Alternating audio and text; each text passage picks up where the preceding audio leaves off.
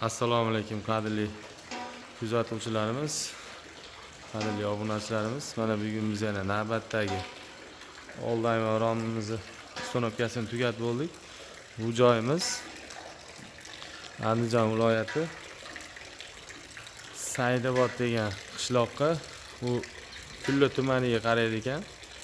Bu joyimizning jami uzunligi rom tomoni 4.30, общий uzunligi 4.30, eshigimizni eni 1.20 cm, bo'ylari 3.15.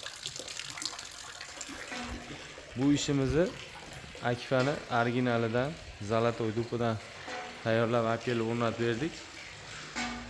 Oynalari bir qavat oq oyna solindi.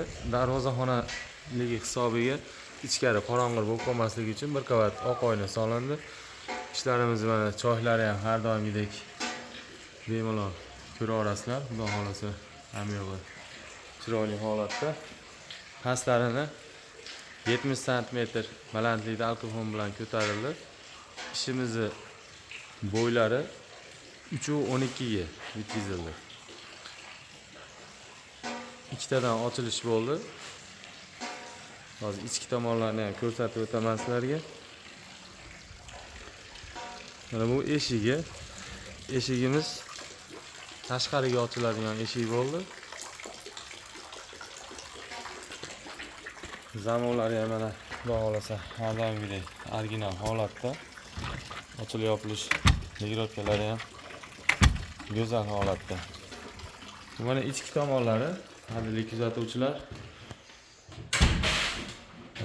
ruchkalari ham har doimgidek original, pechatlari joyida, ochilib yopilish romli ligirovkalari ham chiroyli holatda. Xudo xolasa bekami ko'z holatda. Mana bu navbatdagi romimizning ruchkalari ham, pechatlari joyida, petalari ham hammasi original.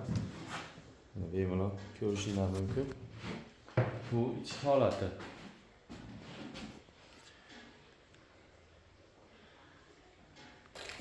Bu ishimizni qadrli kuzatuvchilarimiz, narxiga keladigan bo'lsak, narxi 570 ming so'mdan olib kelib o'rnatib berdik.